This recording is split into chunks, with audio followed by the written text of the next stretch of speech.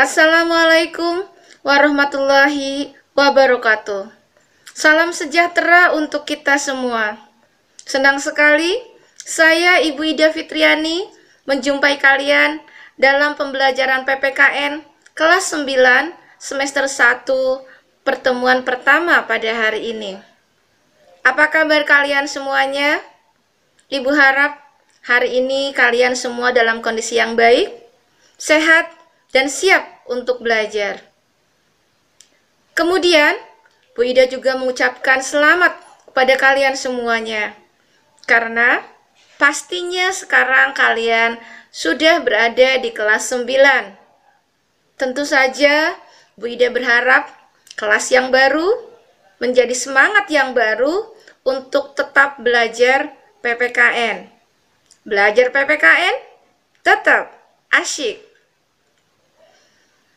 Selanjutnya, anak-anakku sekalian, untuk mewujudkan rasa syukur kita pada Allah Subhanahu wa Ta'ala, marilah kita sama-sama berdoa. Mudah-mudahan pembelajaran kita hari ini menjadi berkah untuk kita semua dan kalian dimudahkan dalam menerima pembelajaran. Berdoa, dipersilahkan.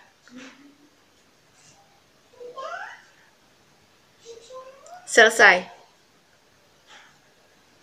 Selanjutnya, anak-anakku sekalian, materi pembelajaran hari ini adalah dinamika perwujudan Pancasila sebagai dasar negara.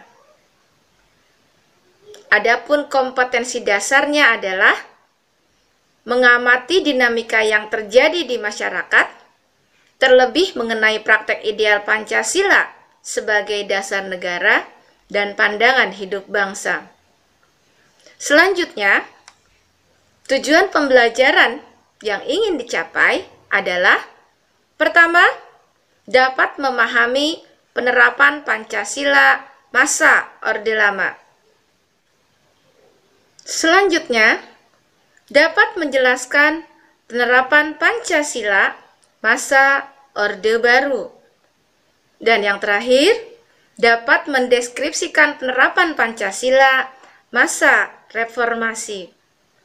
Selanjutnya, anak-anakku sekalian, marilah kita pelajari penerapan Pancasila dari masa ke masa. Masa awal kemerdekaan, yaitu periode tahun 1945 sampai dengan tahun 1950. Dan periode kedua adalah tahun 1950 sampai dengan tahun 1959. Yang sebenarnya ini merupakan bagian dari masa Orde Lama. Selanjutnya, masa Orde Baru tahun 1966 sampai dengan tahun 1998. Dan masa reformasi tahun 1998 sampai dengan sekarang. Anak-anakku sekalian, pada masa awal kemerdekaan Indonesia, yaitu tahun 1945 sampai dengan tahun 1959, Pancasila mendapat banyak tantangan dari berbagai pihak, seperti Belanda, bahkan dari masyarakat Indonesia sendiri.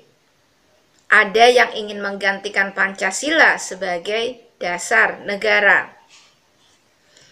Kemudian, periode tahun 1945 sampai dengan tahun 1950 ditandai dengan adanya beberapa pemberontakan. Salah satunya adalah pemberontakan PKI di Madiun pada tanggal 18 September 1948 yang dipimpin oleh Musso yang akan mendirikan negara Soviet Indonesia yang berhaluan komunis. Lalu ada pemberontakan DITII di Jawa Barat dan Jawa Tengah dipimpin oleh Sekar Maji Marijan Kartosuwiryo, mendirikan negara Islam Indonesia pada tanggal 17 Agustus 1949. Tujuannya adalah untuk mengganti Pancasila dengan syariat Islam. Lalu, selanjutnya ada pemberontakan Angkatan Perang Ratu Adil yang didirikan oleh Kapten Knil Raymond Westerling pada tanggal 15 Januari 1949. Berusaha untuk mempertahankan negara federasi dengan melakukan kudeta pada tanggal 23 Januari 1950 dengan bersekongkol dengan Sultan Hamid II yang kemudian mempercepat pembubaran Republik Indonesia Serikat, yaitu pada tanggal 17 Agustus 1950. Perubahan bentuk negara dari Republik Indonesia Serikat menjadi NKRI membuat konstitusinya pun berubah dari Konstitusi Republik Indonesia Serikat menjadi Undang-Undang Dasar Sementara 1950. Berdasarkan Undang-Undang Dasar Sementara 1950, Presiden berfungsi sebagai kepala negara dan menjadi bagian dari pemerintah. Namun, tanggung jawab pemerintahan berada di tangan Perdana Menteri bersama dengan para menterinya. Selanjutnya, yaitu periode tahun 1950 sampai dengan periode 1959. Penerapan Pancasila lebih cenderung diarahkan sebagai ideologi liberal. Hal ini terlihat dari penerapan sila keempat. Tidak lagi melalui musyawarah, tapi melalui voting, yaitu pengambilan suara terbanyak. Pada masa ini, muncul pemberontakan yang mengganggu persatuan dan kesatuan, yaitu pemberontakan Republik Maluku Selatan. Kemudian, Pemerintah Revolusioner Republik Indonesia atau PRRI dan Perjuangan Rakyat Semesta atau dikenal dengan Permesta. Dalam bidang politik, di masa ini lebih baik. Hal ini ditandai dengan terlaksananya pemilihan umum yang pertama di Indonesia, yaitu pada tanggal 29 September 1955. Terpilihlah 272 wakil rakyat sebagai anggota DPR. Pemilu ini juga berhasil memilih anggota-anggota lembaga konstituante sejumlah 550 orang. Tetapi konstituante tidak berhasil menyusun UUD seperti yang diharapkan. Hal ini memicu terjadinya krisis politik, ekonomi, dan keamanan. Kenapa tidak berhasil menyusun Undang-Undang Dasar? Karena seringnya berganti kabinet. Anak-anakku sekalian, ternyata seperti tadi sudah Bu Ida ceritakan, bahwa ideologi Pancasila yang diarahkan liberal ternyata tidak menjamin stabilitas pemerintahan. Untuk mengatasi terjadinya krisis politik, ekonomi, dan keamanan, akhirnya keluarlah dekret Presiden pada tanggal 5 Juli 1959 yang isinya adalah: pertama, bubarkan konstituante; kedua, berlakunya Undang-Undang Dasar 1945. Dan ketiga, tidak berlakunya UUDS 1950. Dan selanjutnya adalah yang keempat, membentuk DPRS dan MPRS. Masa Orde Lama tahun 1959 sampai dengan 1966 adalah periode demokrasi terpimpin. demokrasi dianggap berada pada kekuasaan pribadi Presiden Soekarno. Akibatnya, Soekarno menjadi otoriter. Kemudian, Soekarno diangkat menjadi presiden seumur hidup. Dan inisiatif Soekarno pula kemudian menggabungkan nasionalis, agama, dan komunis menjadi Nasakom. Dan ini terbukti tidak cocok dengan NKRI. Terjadi kemerosotan moral karena hidup tidak lagi bersendikan Pancasila. Di sini ada upaya mengganti Pancasila dengan ideologi komunis. Sebuah tamparan keras terjadi di penghujung masa Orde Lama, yaitu terjadinya peristiwa pemberontakan PKI atau G30S PKI pada tanggal 30 September 1965 yang dipimpin oleh DN Aidit, yang tujuannya adalah untuk merebut kekuasaan disertai dengan pembunuhan 6 perwira tinggi dan seorang ajudan Jenderal A.H. Nasution. Tujuannya jelas, yaitu ingin mengganti ideologi Pancasila dengan ideologi komunis. Pada tanggal 12 Januari 1966 terjadi demonstrasi mahasiswa dan rakyat yang menyampaikan beberapa tuntutan, dan demonstrasi tersebut dikenal sebagai 3 tuntutan hati nurani rakyat atau disebut juga dengan Tritura. Adapun isi Tritura adalah sebagai berikut. Pertama, bubarkan PKI beserta ormas-ormasnya. Kedua, bubarkan kabinet Dwikora dari unsur-unsur PKI. Ketiga, turunkan harga.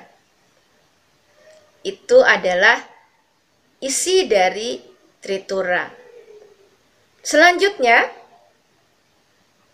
masa tahun 1966 sampai dengan tahun 1998 disebut sebagai masa Orde Baru. Orde Baru seyogianya diharapkan dapat melaksanakan Pancasila dan Undang-Undang Dasar Negara Republik Indonesia tahun 1945 dengan murni dan konsekuen. Tapi kenyataannya tidak sesuai dengan harapan, karena besarnya kekuasaan presiden, yaitu sebagai pengemban supersemar, sebagai mandataris MPR, dan sebagai panglima tertinggi ABRI. Banyak peristiwa yang terjadi pada masa ini. Di antaranya adalah banyak terjadinya pelanggaran hak asasi manusia, lalu dibatasinya kebebasan berpendapat, kemudian dibatasinya kebebasan berpolitik dengan hanya terbatas kepada 3 partai saja, yaitu pertama adalah P3, kemudian Golkar, dan PDI. Lalu dibatasinya juga kebebasan pers. Hal ini ditandai dengan dibredelnya sejumlah surat kabar dan majalah. Terjadinya korupsi, kolusi, dan nepotisme yang merajalela. Selanjutnya adalah masa reformasi di tahun 1999. Setelah lengsernya Soeharto dari jabatan kepresidenan, lalu digantikan oleh B.J. Habibie yang saat itu menjabat sebagai wakil presiden, maka berakhirlah masa Orde Baru. Dan selanjutnya berganti dengan masa reformasi. Banyak sekali perubahan yang terjadi di dalam kehidupan berbangsa dan bernegara, terutama dalam penerapan Pancasila. Masa reformasi, penerapan Pancasila menghadapi tantangan bukan dari luar, tetapi karena kondisi masyarakat yang serba bebas dalam berpendapat, dalam berorganisasi, dalam berekspresi, dan sebagainya. Tetapi ada hal yang merugikan masyarakat karena ternyata kebebasannya merupakan kebebasan tanpa batas.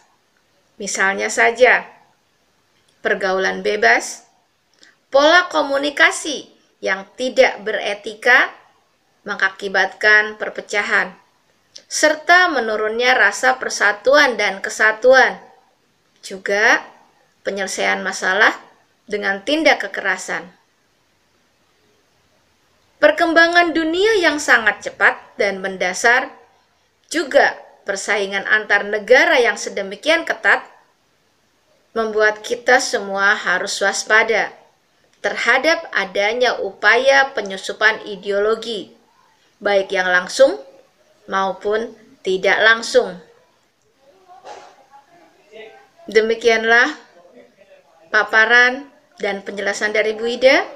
Mudah-mudahan kalian semuanya bisa menerima, tetapi pastinya kalian belum puas, sehingga kalian bisa membuka kembali pelajaran PPKN pada buku paket ataupun pada lembar LKS-mu, atau bisa juga kalian menambah wawasanmu dengan googling di internet.